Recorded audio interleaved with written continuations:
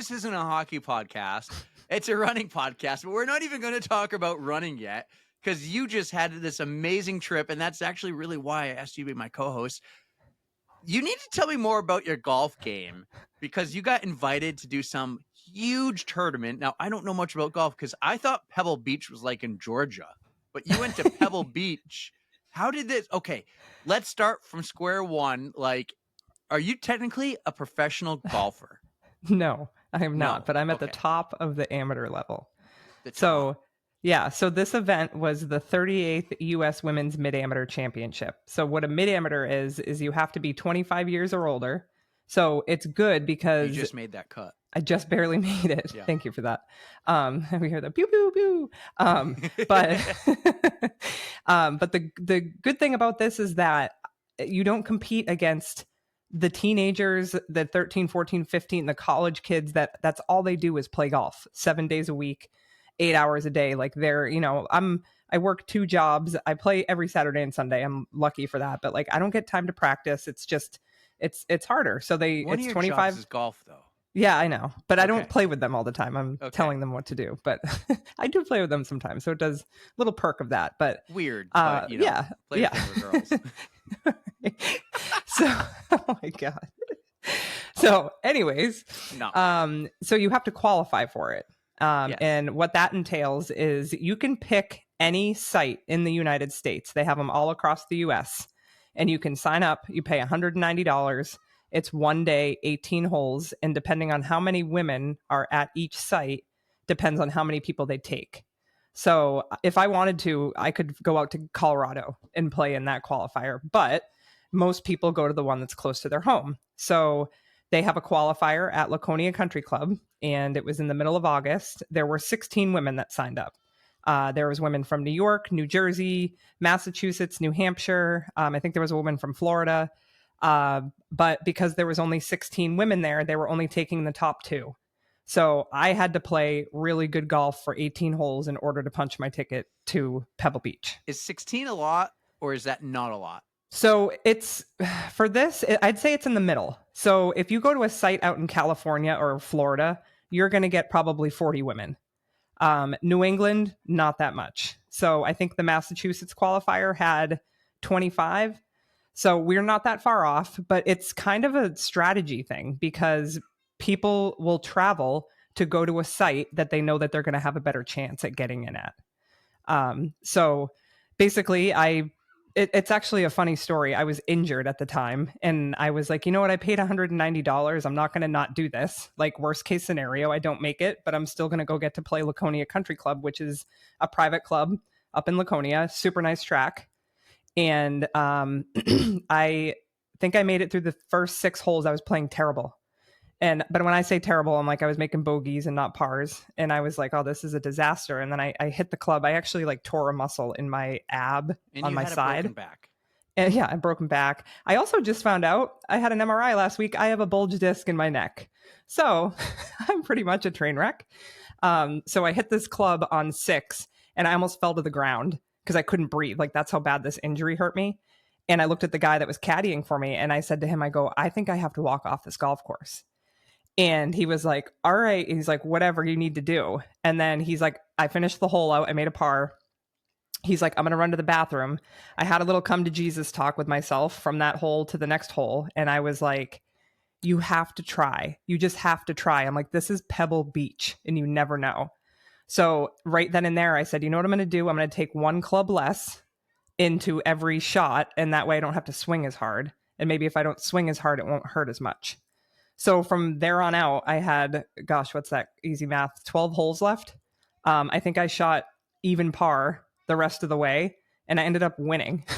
So at one point I was on the, I had just finished the 15th hole and I made a double bogey on it, which is not good. And I was like, oh my God, I'm like, I was doing so good. And then I asked the guy that was caddying for me, I said, hey, can you look at the scores? Cause it was live scoring. And I was like, I have 3 holes left. Like, do I have a chance? And he looked at it and he was like, you have a chance. And so I was like, all right, I'm just going to try to. Do you know? What's that? Like, were you winning or were no, you? No, he said that I told him, I said, I don't want to know where I'm at because I didn't want to know that. And I said, but just let me know if I'm still in this. Because I think at that point I was I think I was 5 over, and I was like, that's not like a really good score for this. Like I needed to be better than that. So I had 3 holes left, and I was like thinking about the holes in my head, and I was like, I can par this one, I'll birdie the next one, and then I'll par the last hole, and Jesus take the wheel. So I did exactly that. I parred the par 3. I almost eagled the par 5 17. I missed my eagle putt. And then I made a phenomenal par on 18, and I walked off and I look at the scores and I'm like, oh my God, I'm in the lead. And I was the first group out. So there was all these women behind me, but I'm like, I'm in the lead. I'm the first one in. So there's a pretty good chance that I'm either going to be first or second. And then the scores kept coming in and everyone's below me. And then there was one girl out there and she was ahead of me. And I think she made a triple bogey on one of her closing holes, and it dropped her down, and I was the medalist. So I ended up qualifying with a 76, which isn't great, but it's not bad. And I actually got a medal, a USGA medal. It comes in like a little blue box, and it's a medal with the red, white, and blue little thing that you wear around your neck, and got my invite to Pebble Beach. So I got to play with 132 of the top amateur golfers in the country. So it was just amazing. Like, I honestly just don't have words. Everyone's like, and you can look at the leaderboard, and I'm like, I wasn't expecting to do anything fabulous out there. Like, yeah. I'm a 42-year-old. I think there was 100 out of 132 players. I think there was only 20 girls 112 girls were younger than me. So I was 20 of the oldest women out there. So, and, I get on the range, and the girl next to me, yeah, I got a lot of experience. But like, there's a girl next to me. She's got a Stanford bag. I see an Oregon bag, a University of North Carolina, like all these like D1 colleges. These girls are 25 years old, like, just still playing a lot. Another girl had a TrackMan, which those are $20,000. It like analyzes your swing and stuff. And she had it on the range with her. And I'm like, where am I? Like, I didn't feel like I don't even know what that is. Yeah. So if anybody is listening and knows what a TrackMan, and they're super expensive. Is it a club?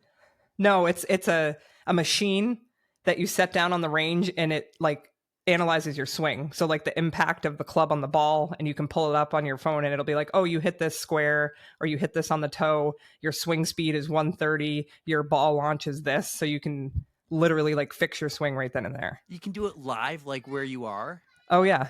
Like all the pros have them. I see golf simulators, and I know that you can take this out on the course, on the track, as you call it. I love that you call it a track. Yeah. So, well, it's called the TrackMan, and she had it. You can have it on the range. You can't bring it on the course with you. Oh, okay. But there, there was just the field was just extremely talented. I played with 2 professionals. Like, they went pro out of college, and they were on the tour below the LPGA. One girl was on the reality TV show, The Big Break. So it was just like, I played 2 practice rounds with girls that were D1 college golfers, and like beautiful swings. Like, it was phenomenal to watch. Like, and never mind the venue, Pebble Beach. Like, it's the golf mecca of the world. Where is that? That is in Pebble Beach, California. So, okay, but where in California's huge. It could be its own country. They might want to be their own country. Where in California? So we flew into San Francisco, and it was about an hour and 50-minute drive south. Okay. So that works in my head. Yeah. I know where that is now. Yeah. Okay. So I mean, you could have told me it was in Hawaii, like a beach in Hawaii. I would have known. I kept thinking Georgia, like you're in Georgia, and then you're in the group chat one night at like 10:30, and then I'm just all of a sudden like, wait, what are you doing up at 10:30? You're like, dude, it's 7:30 where I'm at, and I'm like, I thought you were in Georgia, which is Augusta, which right. is. Augusta, I looked at that track before on Google Maps. It looks like everyone talks about how beautiful it is, and you can't take a phone inside and everything. But to me, looking at the outside, it's all trash on the outside, like some garbage town. And that's just like Indianapolis Motor Speedway. I remember when I was there, beautiful speedway, right outside, trash. Yeah. Absolutely garbage. So it's funny because I was like, I got to go to Augusta National this year. I went to the Masters. And I got to go to Pebble Beach. I was like, who would have thought? And I'm like, I got to go to those 2 places in the same year. Now, one thing I want to know is, okay, this is kind of a big deal. Like, you're in a special group. Usually when you get invited to an event like this, like, they do some really nice things for you, whether you get to go to some really nice dinner with the other 120 girls who are golfing, or you just get some really amazing perks. What were some of the perks that you got along with golfing at Pebble Beach? So the best thing, this golf course is on a road called 17 Mile Drive, and it's Pebble Beach, Spyglass, Monterey Peninsula, all these like Spanish Bay, amazing golf courses, and you have to pay every time to get in there. So I got a pass all week. That was great. The first night we got there, they had a cookout, open bar. Second night, like a Michelin star dinner, open bar. When you register, I got to pick out any pair of Maui gyms I wanted. Oh, And they came in this, sunglasses in the yeah, world. I got the aviators, but they came in a case that had Monterey Peninsula and the USGA Women's Mid-Amateur logo on it. And you open it up, and the cloth to clean them with had the logo on it. And then I walked into another room, and I got this super nice jacket with the logo on it. All tournament, they had a room for players only, and they had those Normatec boots. They had it was like a whole rehab room. They had all this, like the foam rollers and everything. They had all the Celsius. I freaking grabbed like 20 Celsius, a whole fridge of it. They had candy, all food, everything was free. And I was in this, I had my own locker with my name on it, which I took the tag with me, but I had use of the locker room. They had a guy at a smoothie bar every morning. I'm like, oh, I'll have a banana, strawberry banana. Everything was free. And then on the golf course, they had coolers every 2 holes, waters. They had Uncrustables. I was like, oh my God, I'm like loading them in my bag, taking them back to my Airbnb. It's like I'd never been out of my house before. But it was just unreal. Like everything, it was top notch. It is probably an event like that is my major. Like for me to make it, that's like me making it to Augusta National. Yeah. So that's so it was cool. awesome.